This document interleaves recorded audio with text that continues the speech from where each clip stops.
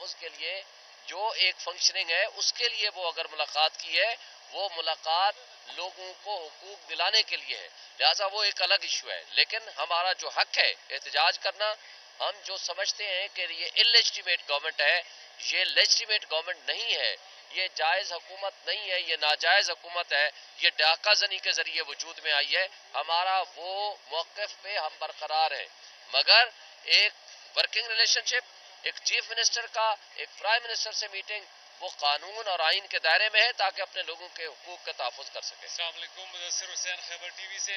Peshawar high court کے فیصلے کے بعد کیا آپ کو نہیں لگتا کہ سنی اتحاد کونسل میں شمولیت اختیار کرنا ایک سیاسی غلطی تھی آپ کی، اس کی بجائے آپ کو جماعت اسلامی کے ساتھ جانا چاہیے تھا؟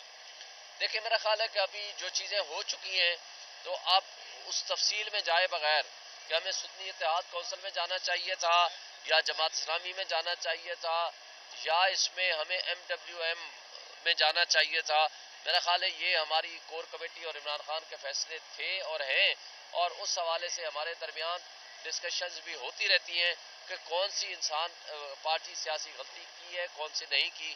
یہ ہماری پارٹی کا انٹرنل افیئر ہے، ہم اس پہ ڈسکس بھی کریں گے، مگر اصول یہ ہے کہ جب ہم ایک پارلیمانی پارٹی بن چکے ہیں تو الیکشن کمیشن کا ہمیں وہ سیٹیں نہ دینا بلکہ اس کے برعکس ان کو وہ سیٹیں دے دینا جو اپنا حصہ لے چکے ہیں.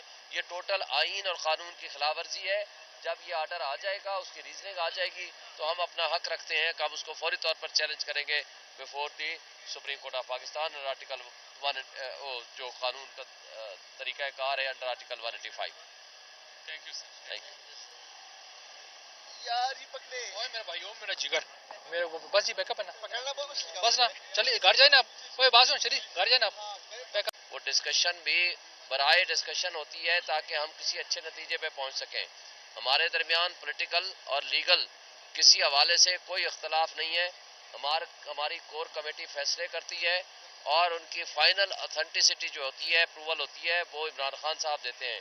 الحمدللہ ہم اس نتیجے پہ پہنچے ہیں کہ جو آج کا جو فیصلہ ہے وہ اس کی ابھی آرڈر شاید ہمارے تک نہیں پہنچا، جو پشاور ہائی کورٹ کا فیصلہ ہے.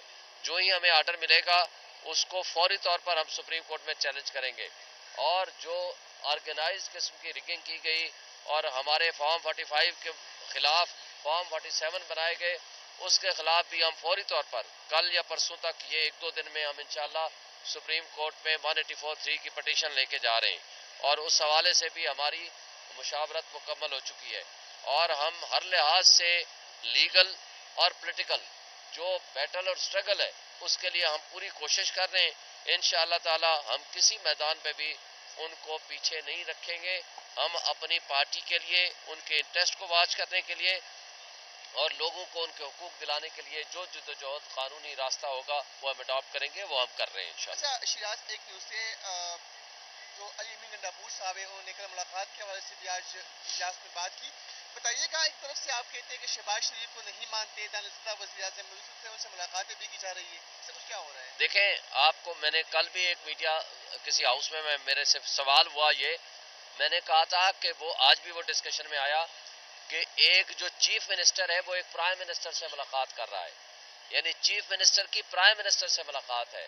یہ ایک پریزیڈنٹ KPK کی PTI کے KPK کے پریزیڈنٹ علی امین گنڈاپور کی ایک PMLN کے پریزیڈنٹ کے ساتھ ملاقات نہیں تھی، یہ پولیٹیکل ملاقات نہیں تھی.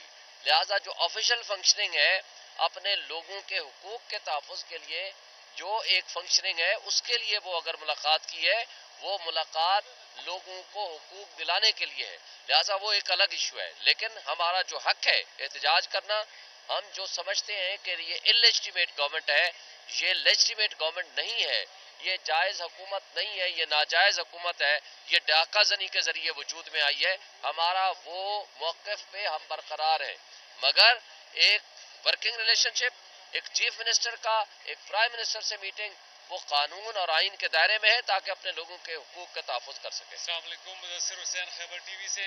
پشاور ہائی کورٹ کے فیصلے کے بعد کیا آپ کو نہیں لگتا کہ سنی اتحاد کونسل میں شمولیت اختیار کرنا ایک سیاسی غلطی تھی آپ کی، اس کی بجائے آپ کو جماعت اسلامی کے ساتھ جانا چاہیے تھا؟